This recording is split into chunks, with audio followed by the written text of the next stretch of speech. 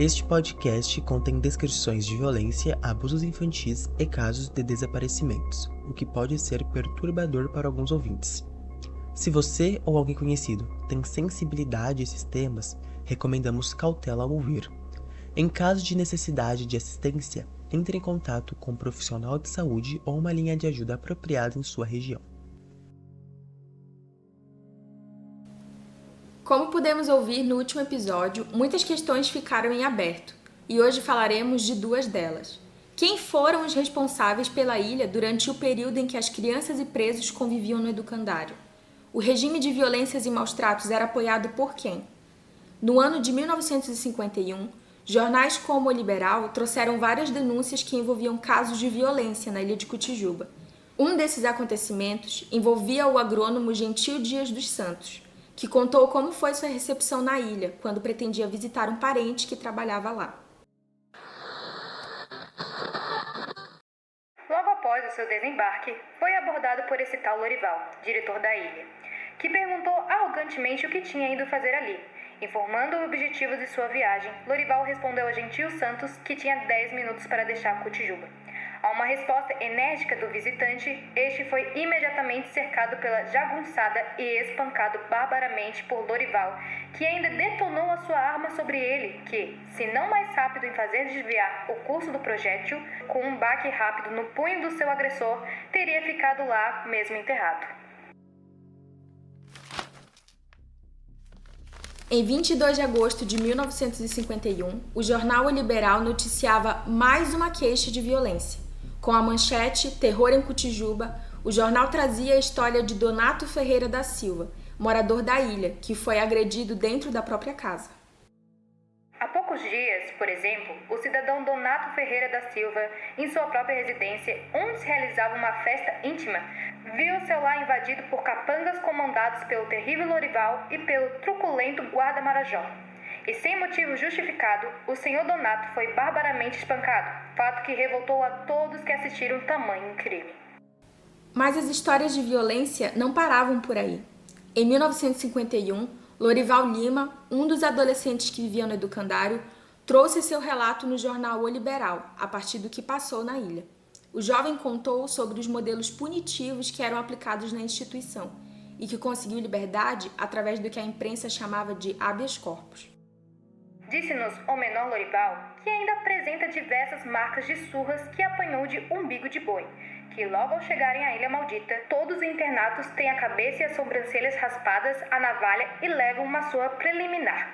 A dormida é a pior possível. Ao relento seminus, após haverem trabalhado de sol a sol no eito, sob a guarda de um feitor munido de um chicote de umbigo de boi.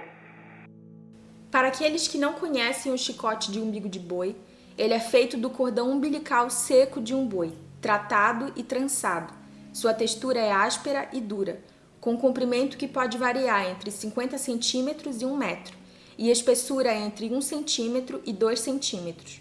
O uso desse chicote causava dor intensa, hematomas, cortes e lesões mais graves.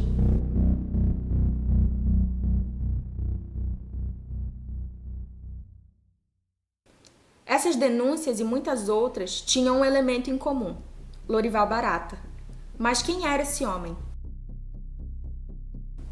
Durante nossas pesquisas sobre os acontecimentos na ilha de Cotijuba, tanto nos jornais quanto nos relatos orais, repetidamente nos deparamos com o nome dele. Até os dias de hoje, os moradores de Belém e de Cotijuba mencionam o Barata, mesmo sem saber quem ele era exatamente. Mesmo assim, conseguimos encontrar alguns documentos que nos revelam um pouco de sua identidade, assim como quais relações ele teria com o educandário. Comecemos com o seu nome, Lorival Sebastião Barata. Ele era sargento combatente da Polícia Militar, tendo como atribuições principais comandar unidades, conduzir missões terrestres, efetuar reconhecimentos, coordenar a utilização de armamentos e equipamentos, entre outras tarefas. No ano de 1950, o sargento Barata assumiu o cargo de diretor do educandário Nogueira de Faria, o que pode ser justificado pela sua posição de poder na polícia. É durante a direção do sargento Barata que a ilha de Cotijuba passa a receber o nome de Ilha do Diabo.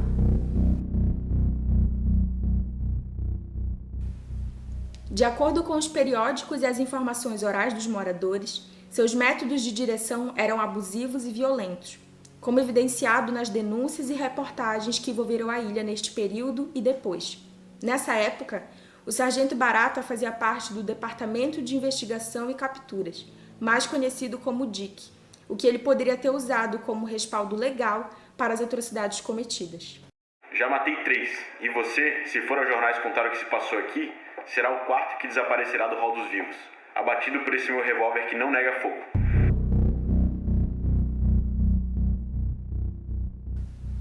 Como ouvimos durante esse episódio, o sargento Barata não escondia sua personalidade violenta, o que fez seu período de direção do educandário ser marcado por denúncias de abuso e manchetes de jornais. Porém, essas notícias não pararam na década de 1950. Em 14 de janeiro de 1965, o jornal O Liberal publicou uma notícia sobre a atuação extrema da polícia no local. Playboys vão ter as sobrancelhas raspadas. Informa-se que o secretário de Segurança Pública tomará enérgicas providências com relação à atuação de alguns rapazes de Belém, conhecido como Playboys, cuja irresponsabilidade vem gerando descontentamento em nossa capital. A polícia passará a castigar energicamente os Playboys, raspando a cabeça de cada um e também as sobrancelhas. Encontraram uma forma para acabar com a ação irresponsável e prejudicial dos vagabundos, mandando-os para a ilha de Cotijuba quando menores irão para a cadeia quando a idade permitir. Ao ouvir esse trecho do jornal, conseguimos reparar na forma em que o caso está sendo contado? Os adolescentes estão sendo retratados de que forma?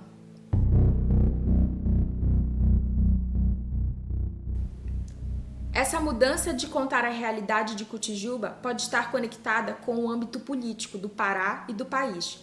No ano de 1964, começa o período da ditadura militar.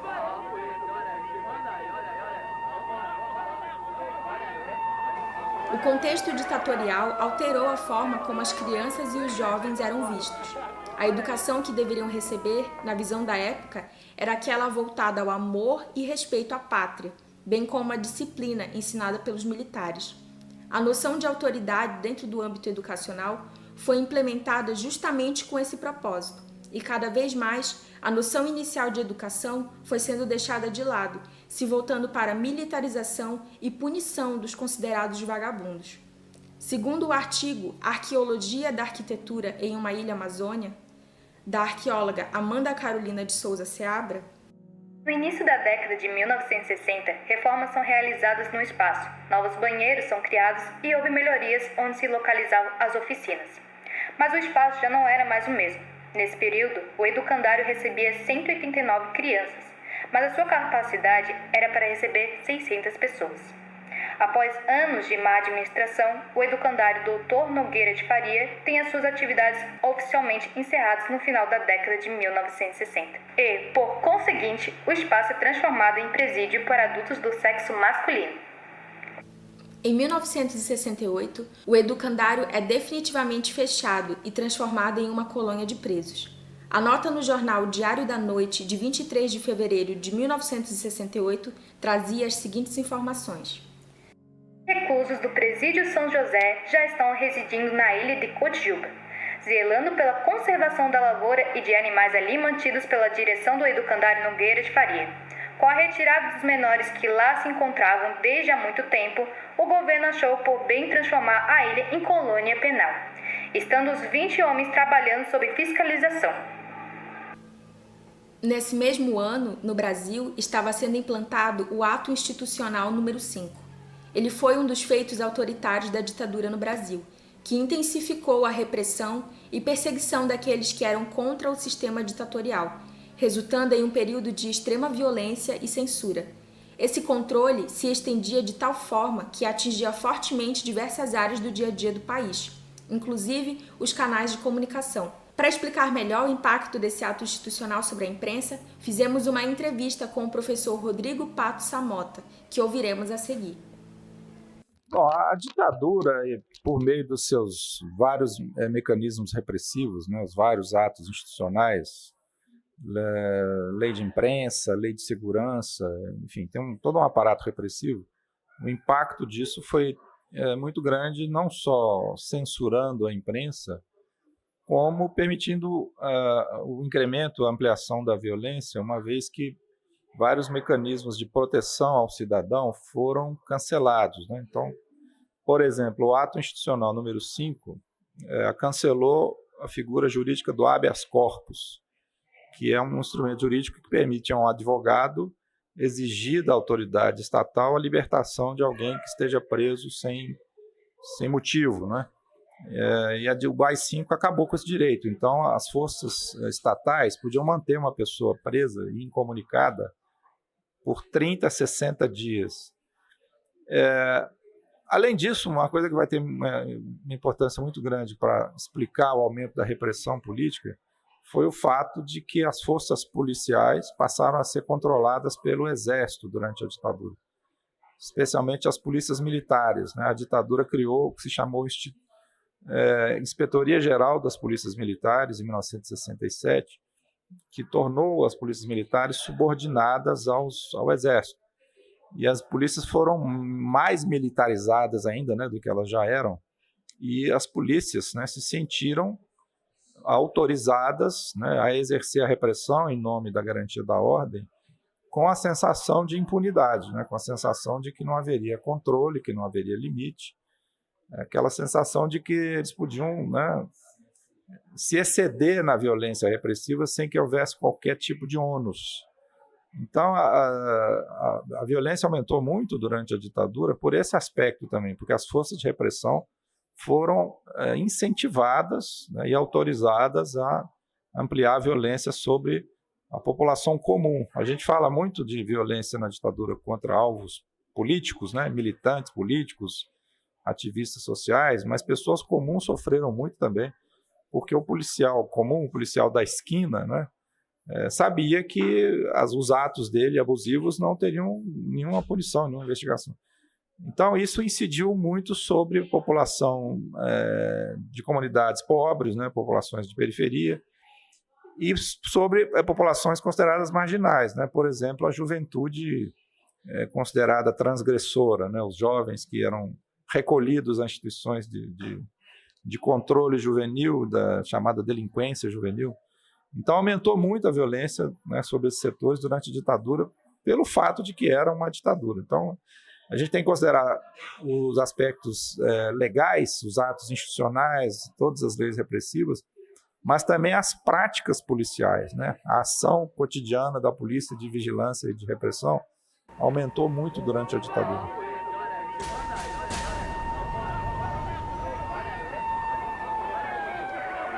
Ao ouvir a entrevista com o professor Rodrigo, podemos nos perguntar: como a ilha de Cotijuba se conecta com o AI-5, uma medida nacional? Para responder essa pergunta, pesquisamos mais a fundo nos bancos de comissões da verdade, instituições que foram criadas depois da ditadura e que tinham o objetivo de investigar as violações dos direitos humanos ocorridas durante esse período. Olhei ao redor e disse: acabou a imprensa no Pará, porque a partir daqui, se já era ruim fazer jornalismo, agora vai ser impossível. Tivemos uma matéria sobre a fuga dos presos que estavam sendo levados para serem espancados em Cotijuba, onde ninguém irá se incomodar com os gritos. Fomos enquadrados na Lei de Segurança Nacional. No processo, fui palmilhado sozinho. Ninguém me acompanhou até a Polícia Federal.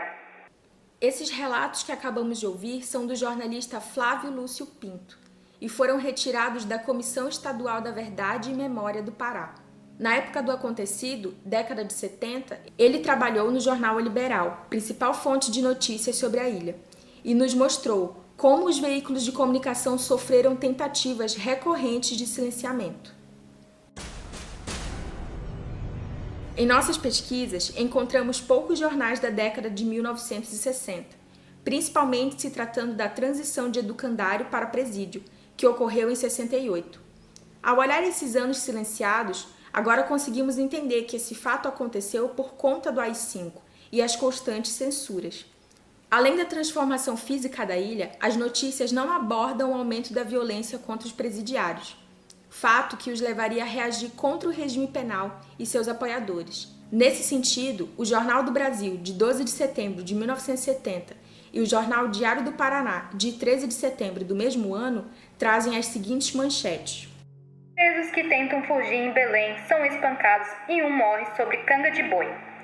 Violenta rebelião foi provocada ontem por mais de 100 presidiários que cumprem pena da colônia correcional Nogueira de Faria, na capital paraense.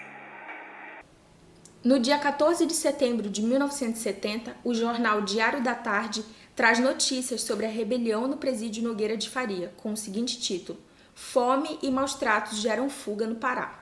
Fome e maus tratos foram os principais motivos de tentativa de fuga de detentos da colônia correcional da ilha de Cotijuba. Segundo declararam os presos no inquérito aberto para apurar os fatos, o próprio delegado de homicídio, Sr. Nelson Figueiredo, que esteve na ilha, disse que a situação dos presos é a pior possível, alertando que, caso as autoridades competentes não tomem providências urgentes, os fatos poderão repetir-se.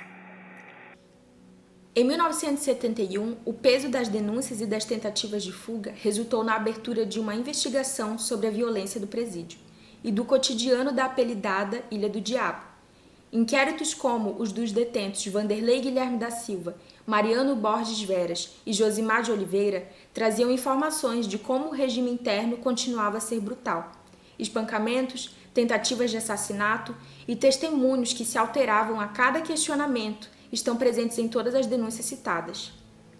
Apesar do cenário cada vez mais instável da ilha-prisão, podemos perceber que os comandantes do local ainda sustentavam suas violências e conseguiam driblar as sindicâncias contra os atos policiais, deixando o tratamento cada vez mais rigoroso e extremo. Isso nos traz algumas dúvidas. Esse tratamento policial conseguiu conter as revoltas dos presos, mas nenhuma fuga aconteceu? Continue nos acompanhando por aqui. Este projeto foi dirigido por Ana Luísa Melo Santiago de Andrade, é coordenado por Maria Luísa Chunen Jamal, Thaisa Rodrigues de Almeida, Rafael Felete Lourenço e Guilherme Sinfer Fernandes. A pesquisa foi realizada por Bruna Giovana Cândido, Caio Lucas de Jesus Arruda, Sheila Cristina de Souza Caetano, Yasmin da Rosa Rodrigues, Maria Luísa Chunen Jamal e Lisiane Cristina Martim Barcelos. O roteiro foi escrito por Aline de Oliveira, Julia Heinz, Natália Santana Coelho, Thaisa Rodrigues de Almeida e Pedro Henrique Vanzeller Barbosa Santos. A checagem foi realizada por Laura Pereira Santos, Maria Luísa Chunen Jamal, Bruna Giovana Cândido e Caio Lucas de Jesus Arruda. A gravação é de Rafael Felete Lourenço e Gustavo Lewandowski Pioner, e a edição também de Rafael Felete Lourenço, com Luiz Fernando da Costa Garcia e Felipe Soller. As vozes da narração são de Felipe Belletti Alexandre, Caroline Adão Rodrigues e Thaisa Rodrigues de Almeida. A equipe de marketing é composta por Regina da Luz Silva, Tanira Johanna Nunes, Tuane de Souza Machado e Yuri Campos. E a divulgação é responsabilidade de Meg Martins, Felipe Casanova da Silva, Anne Caroline Miranda e Guilherme Sinfer Fernandes.